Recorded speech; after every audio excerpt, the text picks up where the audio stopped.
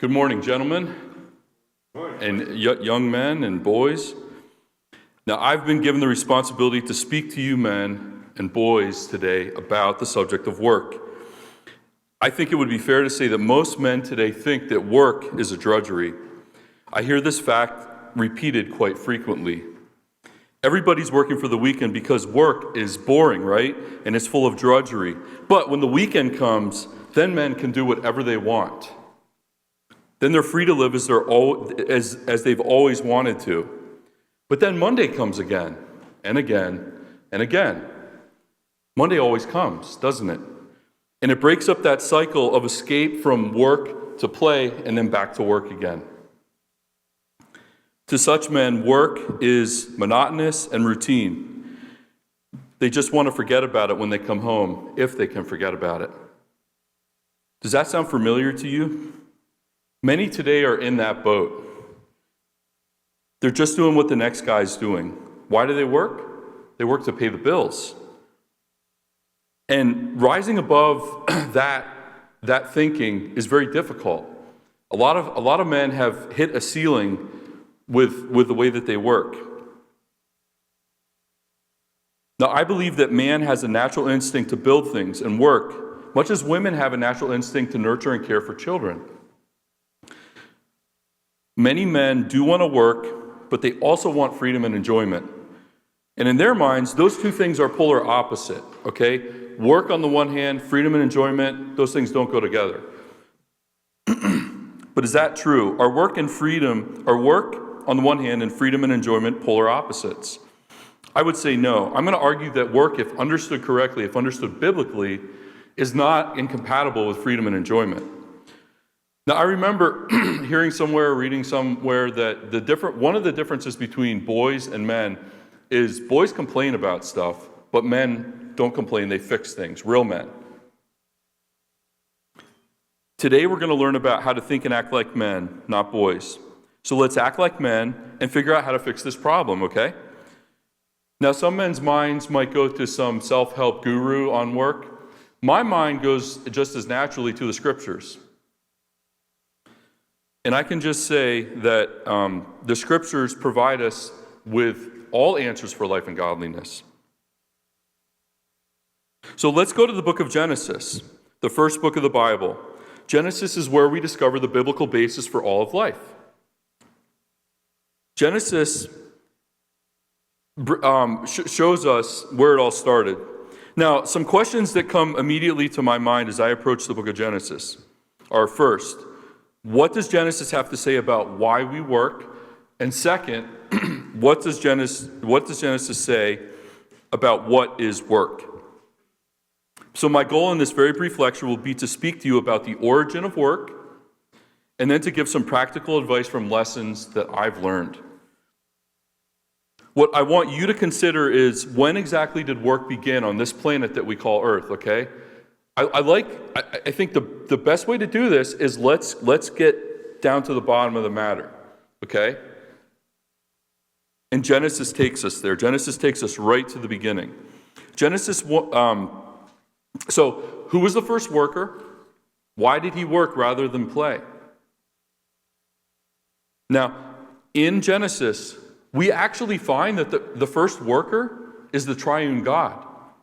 The first worker is the triune God. Genesis 1:1 says, "In the beginning, God created the heavens and the earth." So God was the first worker. What work did he do? Well, he created the heavens and the earth and all that is in them. How long did he work for? 6 days. Why did he do all this work? Well, maybe he had some bills to pay. Maybe he needed something to do. No, he didn't have any bills to pay and he didn't need something to do. So then why did he work? He worked to display his glory and to give man an example to follow. You see, all of creation was created and set up by God for his glory and for us to use, to take dominion over. The sun and the moon were not just sky decorations. They were given to limit man's work day. And 6 days were given to limit his work week, which would end on a Sabbath. Not only this, but woman was given to man as a helpmate because man would not be able to do all the work alone, and it wasn't good for man to be alone.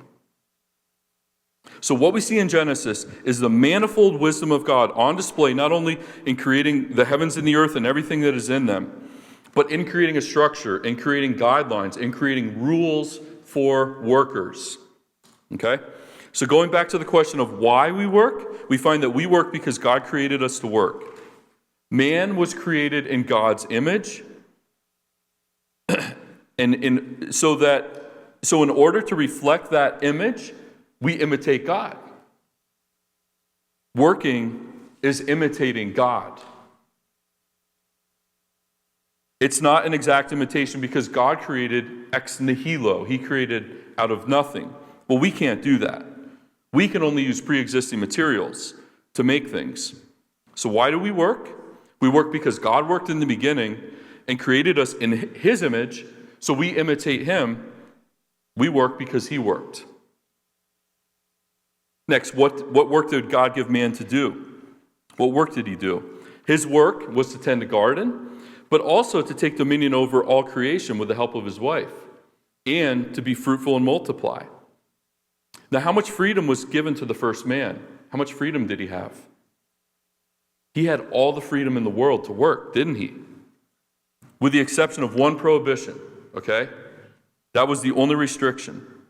So let's think about this for a minute. Did God create an environment for Adam to work that was compatible with freedom and compatible with joy? What do you think? The answer is yes, okay? He only gave him one prohibition. Can you imagine getting a job like that today? Who wouldn't want a job like that today? Okay? Now, ask yourself something. Does that sound restrictive? Does that sound restrictive? If it does, you're not paying attention. Okay? That's all I can say. No such job like that exists today. Not even close. Can you see how generous God is? Can you see how unrestrictive He is? Can you see how much He cares about our enjoyment? He does. Did it ever occur to you that perhaps the reason why you don't like work, possibly, is because you have a narrow, limited understanding of its scope? If that's the case. You think that you may think that you just need to fit into a tiny little work environment and stay there the rest of your life making widgets.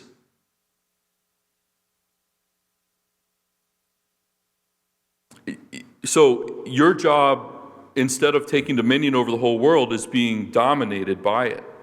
But is that view compatible with what I just described for you in Genesis? Okay? There's one more thing that we see in Genesis. We see the fall of man into sin. But work was ordained before the fall, not after. Work only became more difficult as a consequence of sin against God. And so I'm going to suggest that our biggest problem with work is not work, it's us. We're sinners, and by God's grace, we can overcome the sin. We can take dominion over His creation for His glory. But any understanding of work that excludes the God-ordained purpose is, quite frankly, futile. It just doesn't serve any purpose. Sure, it'll pay the bills, but you're missing the scope of what God intended for work to be. Why is that? Why is that? Why is that true?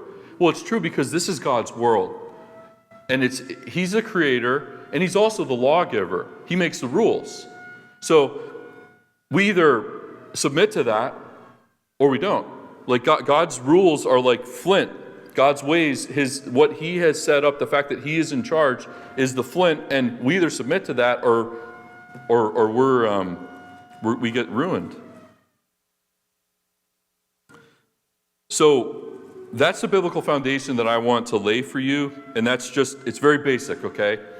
This is a short talk, and I don't have time to get into all kinds of details, but just try and keep that framework in mind as we continue our discussion. Now let's move into application. I don't claim to be an expert here, but I have learned some important lessons that I'd like to share with you. So first, I'd like to talk to the young boys and the teenagers here. What work can you do? Are you too young to work? I don't think so. My advice to you is whatever your parents give you to do, whether it's cleaning your room, making your bed, cutting the grass, reading a book, whatever they give you to do it with all your might. Do the best job you can do. And do it well. Take dominion over what God has given you. Learn how to take dominion when you're young. Try to organize things with your parents' permission, of course. Take dominion over things with your parents' permission, of course.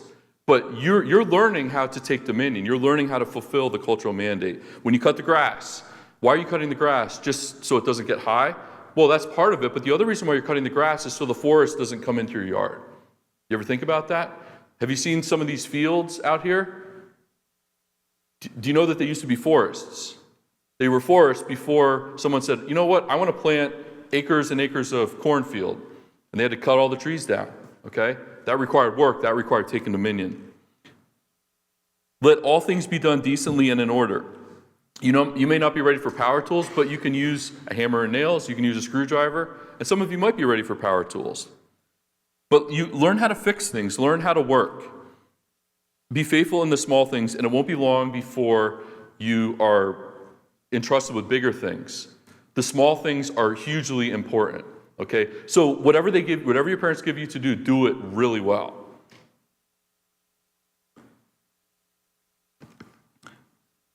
So you have a duty to work, young boys. That's true, but you don't have a right yet to work at anything, okay? You're not going to be driving skid loaders and cranes and stuff like that until you're a little bit bigger. You know, you have to be able to reach the pedal. Okay? But, you know, you might be able to drive a tractor. You might be able to do other things, all right? You learn how to do those small things, and if you get really good at it, then people will they'll say, hey, that boy's a good worker. I want him over here now. And the work that I do, I see a lot of Amish boys that are no bigger than you guys, and they're riding around on big tractors, okay?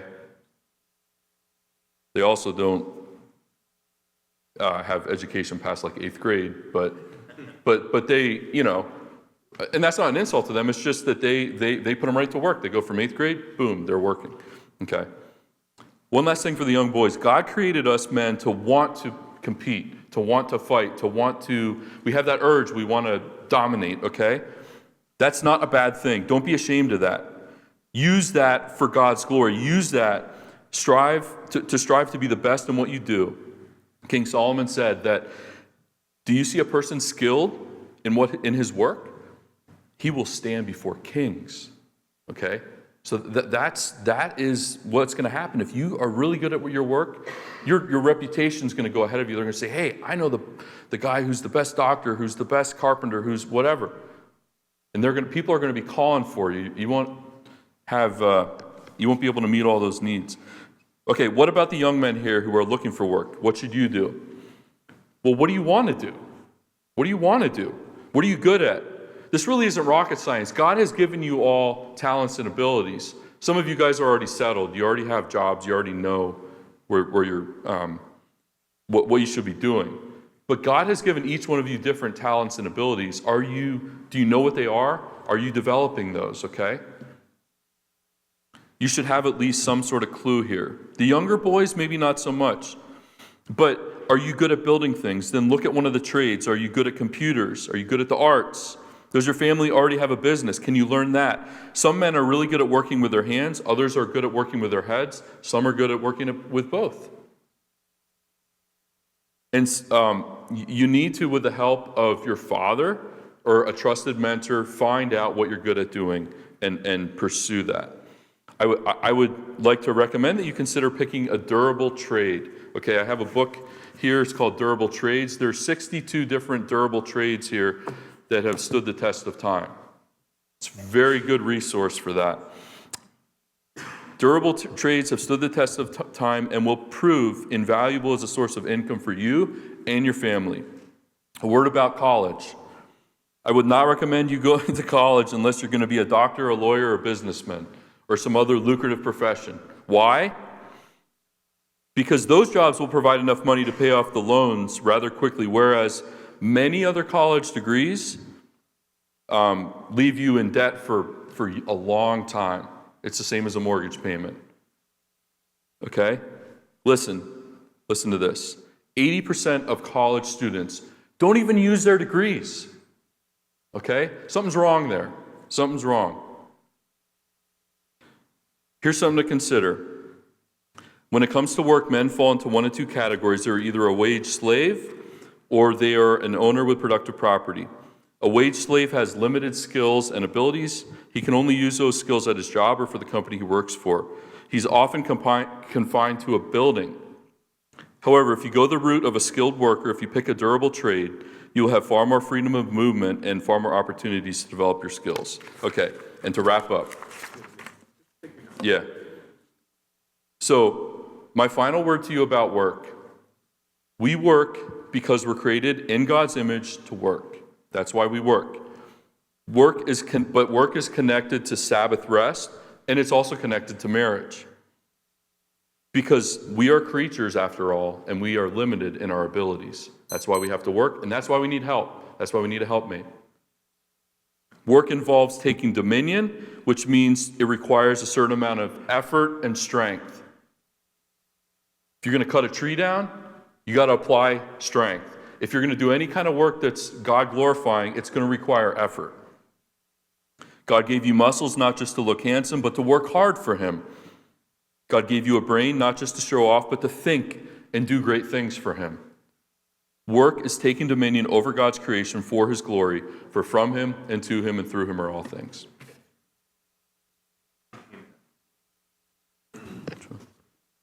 You want me to leave this on? Yeah. Okay. So now is our first kind of feedback or question time. So like I said, if whatever he said provokes anything, you want to make a comment, you contribute, this is just open floor. I have some questions I'd like to ask, but yeah, so stick up your hand. Jaron?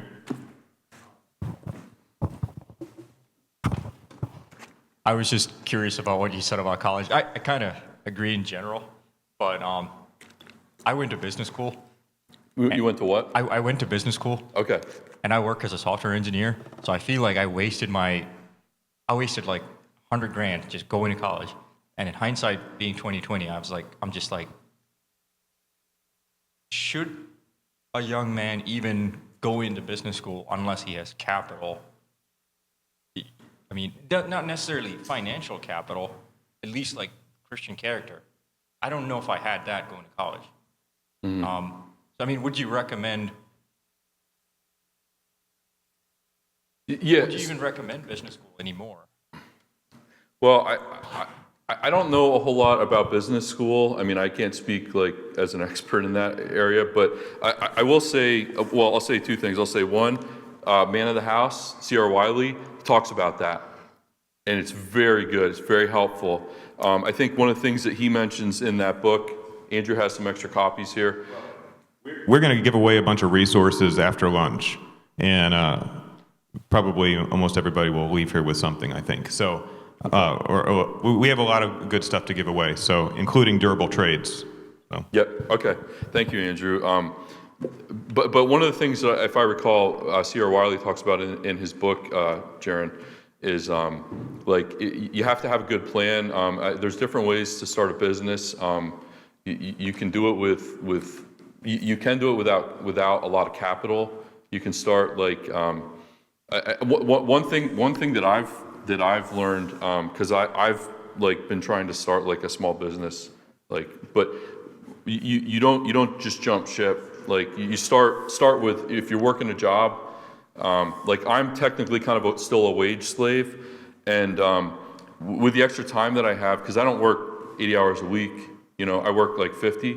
So with that extra time I have, I can start building my business, start using little resources here and there, start building it up so that you're feeding one job to support another, instead of just going to the bank and just taking a huge sum of money out.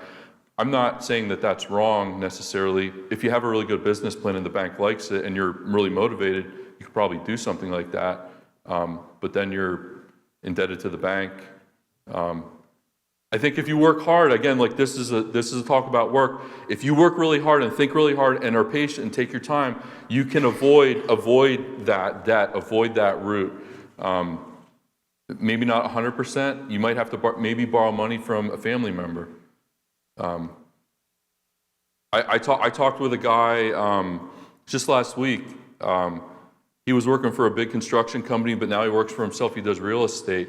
He flips homes. Sometimes he doesn't even flip them. He'll buy a foreclosure and then he'll resell it. He'll mark it up and resell it.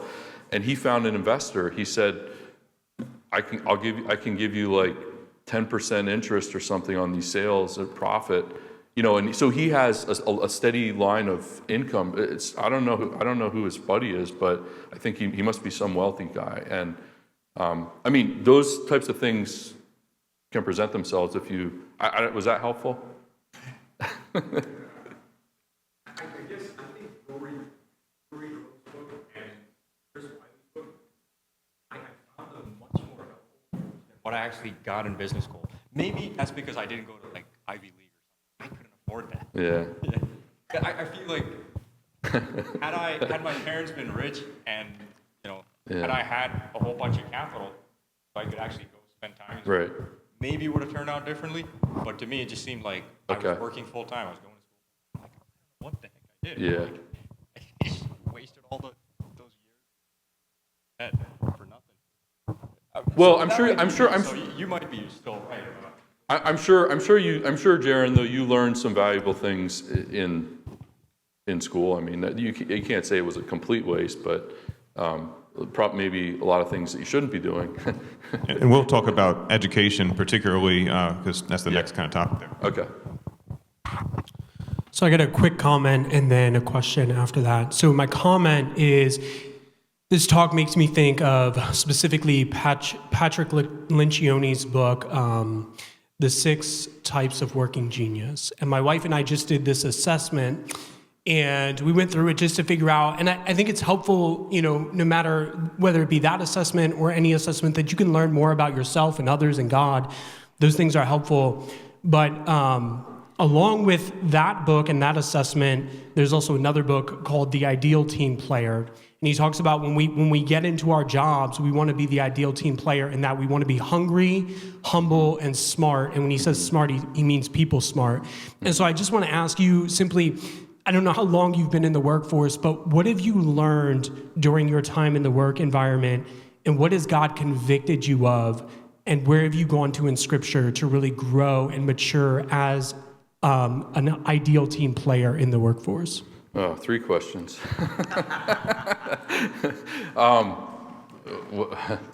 What have I learned? Well,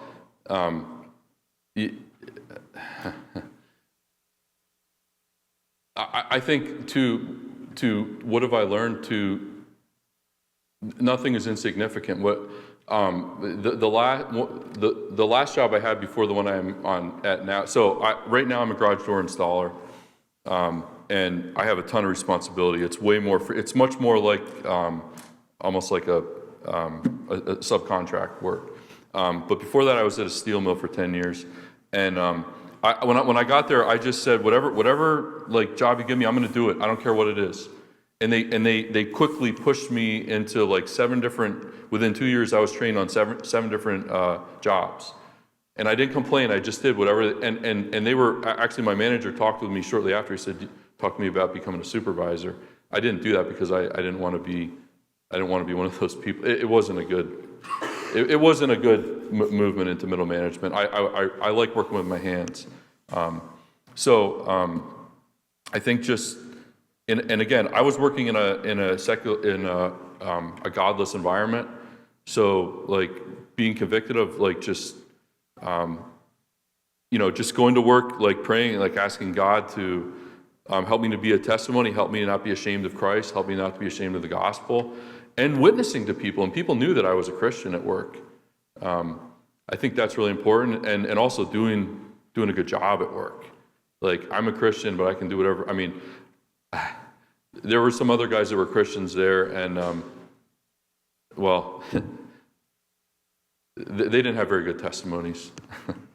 Let's just put it that way. But yeah. On that one, so what would you say is like just the Christian principle or maybe a biblical basis for working hard to bless your non-believing employer?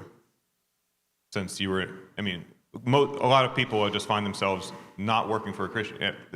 I have other questions that we could talk about there, but say you're working, in an environment where your boss is not a God-fearing person. Why should you strive hard to make that place a success? Right, because you're ultimately you're under Christ. You're always under the law of Christ. You're always under the rule of Christ. So it doesn't matter wherever Paul says, whatever you do, do your work heartily rather than for men, knowing that from the Lord you will receive the reward of the inheritance. It is the Lord Christ whom you serve. So you're always serving Christ, no matter where you are, no matter what job you're at, no matter what job you're doing. Whether you're working for someone else or whether you're working for yourself, you're serving Christ. So you have to keep that in mind, that verse. Whatever you do, do your work heartily as for the Lord rather than for men. Because the Lord will reward that, even if you don't have the praise of men. Is that helpful? Answers my question. I don't know.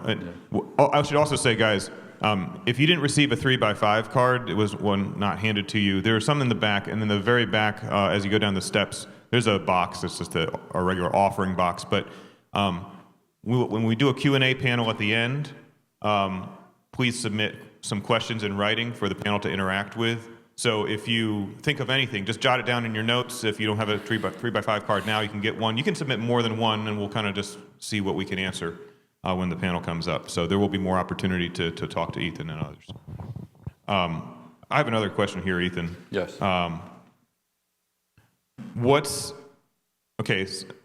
Here's what I wrote down. What's the relationship between the legitimacy of one's work and the law of God? I guess what I would say is, in other words, are there professions that are just out? You know what I mean? As a Christian, can a Christian work in just any job, or what's your opinion on that? Yeah, that's a good question, Andrew. I think so. I think some obvious ones are out. Things that involve vice, work that involves vice, and work that involves theft. So I guess like most government jobs would be out. It's not a joke, that's truth. Obviously, we're not anarchists, but if your job is taking people's life and property, involves doing that, I can think of a lot of government agencies that involve that participate in that. That's evil work. I think it's evil work. You're not loving your neighbor. If Jesus is Lord, He's King of Kings and Lord of Lords. Then that means He's King of Kings and Lord of Lords over everyone and everything and every job. And you don't get to write your own ticket. Neither do I. He's either Lord of all or He's not Lord at all. Okay? I think that's what it comes down to. So, what does the Scripture say about evil and good? So are we doing things that are helping our? I think most work does provide some help to neighbor, doesn't it? You're helping someone else. You're providing a service or goods for someone else. Yes. Real quick comment, perhaps. It seems to me all work is divided into two categories. One is production. The other is getting in the way of production. There's an awful lot of people who have jobs in the government, and the job is to stop production. And that's anti-dominion, and all those jobs should be scrapped. Anyway, Christian can't work in them. That's and a there's good tons point. of them. So Pastor Saint said that divided work into two categories: production and getting in the way of production. Yeah, that's a good way to put it. I like that. Yeah. Yes. So when you were talking about God creating the universe, your question was like, if we look at Genesis, is the first worker playing or working? Right. But I think in the terms of God creating the universe, I'm not sure there's really a difference between Him playing and working. In that, there's an author who talked about how dandelions all have different arrangement of petals. And if you're asking, like, why does God keep making dandelions? Like, one of the answers could be, well, because he doesn't tire of making them different. And so I wonder, and the first time we hear about work like sucking is when sin enters the world. That's when God tells Adam, by the sweat of your brow and through thorns and thistles will you work the ground. So should we pick, not that life is all leisure, but are the best jobs for an individual where they kind of blur the lines of playing and working? Like, is that something also to look for when you are looking at work? Yeah, I guess I haven't thought about that, but I think when I was saying that, when I made the comment about why was he working rather than playing, I think I was more like taking into it the idea that we have today of we're either working or playing, and what I was trying to point out is that work can be enjoyable. It can, if we understand it correctly, it involves freedom and enjoyment. And I guess you could say, yeah, you can be playful if you're free to do whatever you want. That, to me, that's play. That, but it's work. It's, you know what I mean. Like, I'm having fun. Like, if I, when I do things at home, work at my house, like, I'm having fun. It's not like it's work, but. Yep. And we'll talk more about enjoyment of work later on when I talk. Great questions, guys. Thank you for interacting, and that's what we want to see happen throughout the day here.